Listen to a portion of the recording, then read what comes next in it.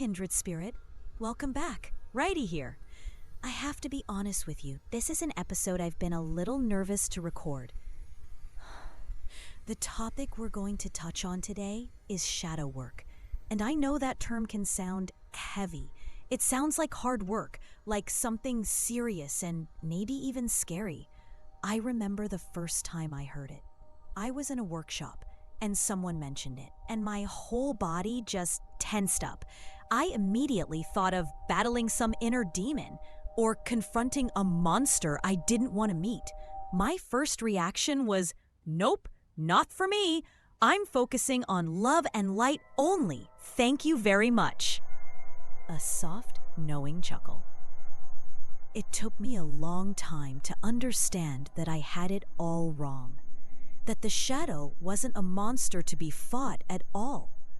So my only intention today, the only promise I can make, is to share the gentler perspective that helped me. This episode is not about forcing a dramatic catharsis. It is not about digging up trauma you're not ready to face. Please know that.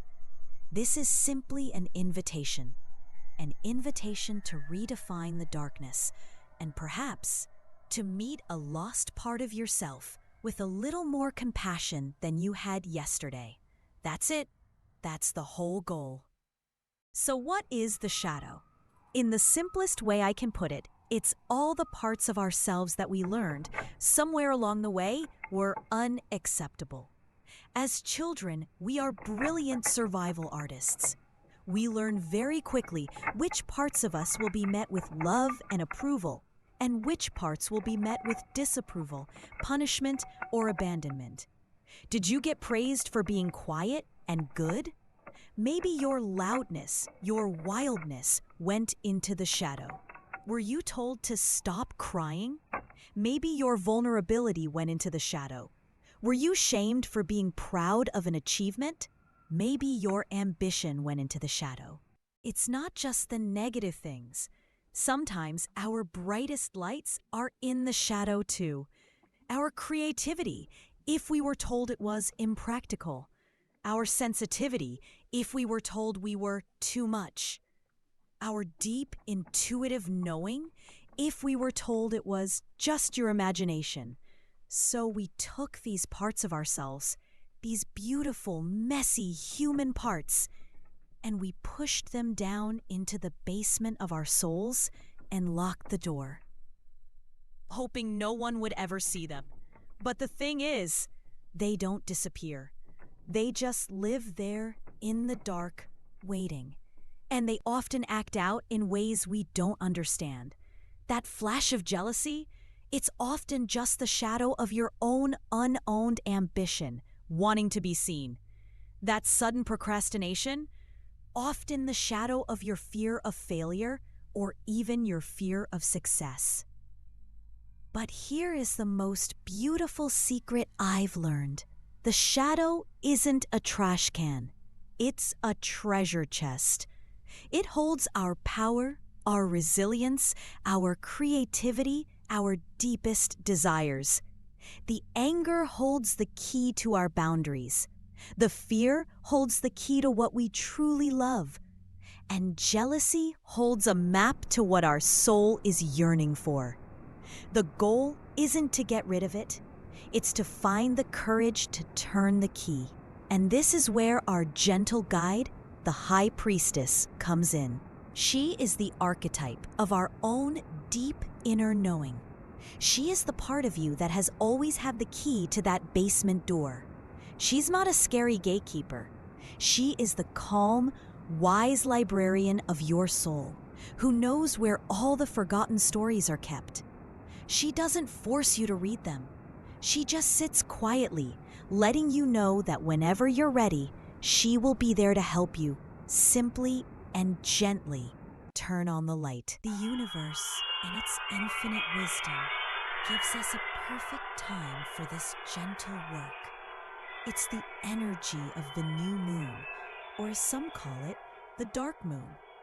In our modern world, we are often afraid of the dark, of emptiness.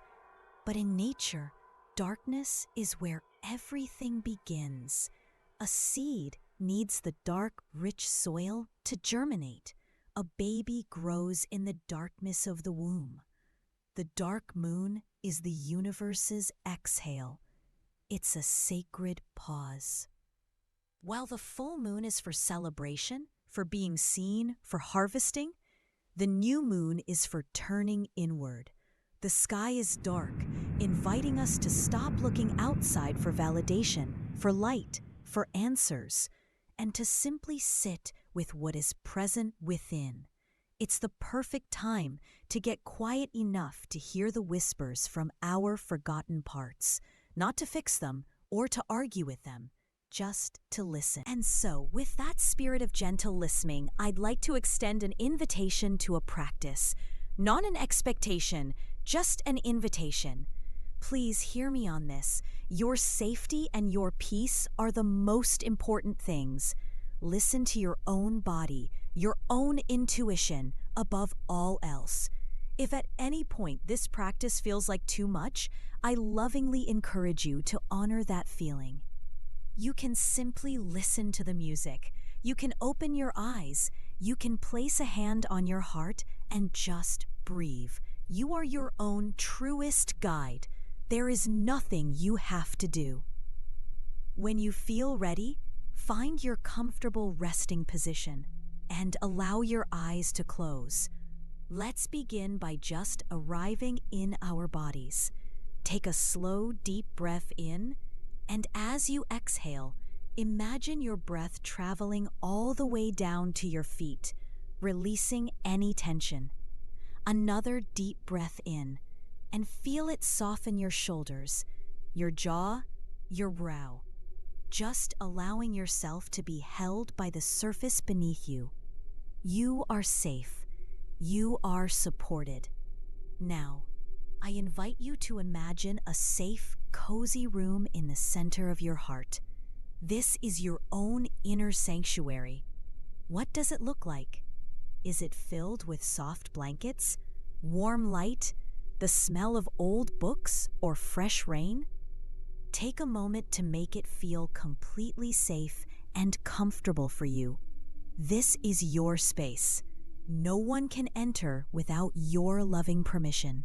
From the safety of this warm, gentle room, I invite you to just become aware of an intention to connect with a part of you that feels forgotten. You don't need to name it or understand it. Just hold the intention. And perhaps you can imagine a small, shadowed figure standing shyly at the doorway of your room. It might look like a lost child, a scared animal, or just a haze of energy. Whatever it is, you are safe in your room. You do not need to do anything. You don't need to. It is safe for me to be with all parts of myself. I offer compassion to the parts of me that are afraid. I see you. You belong here too. No need to fix, no need to change. Just presence, just a gentle, loving awareness. And I see you. Voice slowly returns, filled with warmth and reassurance. Very gently now, you can let that image fade. Thank that part of you for its courage in being seen. And begin to bring your awareness back to your breath, back to the feeling of your body in the room.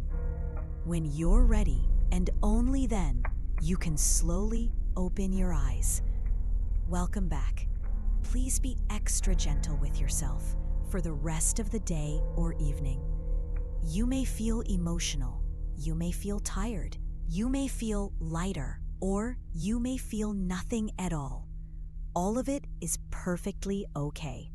This is deep, beautiful work. And please remember, this isn't a one-time fix. It's a lifelong practice of compassion. Most of the time, it's just noticing. Noticing that flash of anger, and instead of judging yourself for it, just taking a breath and whispering inwardly, I see you. You're welcome here. That's it. That's the whole practice. 1,000 tiny moments of choosing compassion over judgment. The goal is not to eliminate the shadow, but to become a loving and compassionate host to all the parts that make you, you. Thank you for your incredible courage and trust today. It is a profound honor to hold this sacred space with you. I'm Reidi. I'll see you on the path.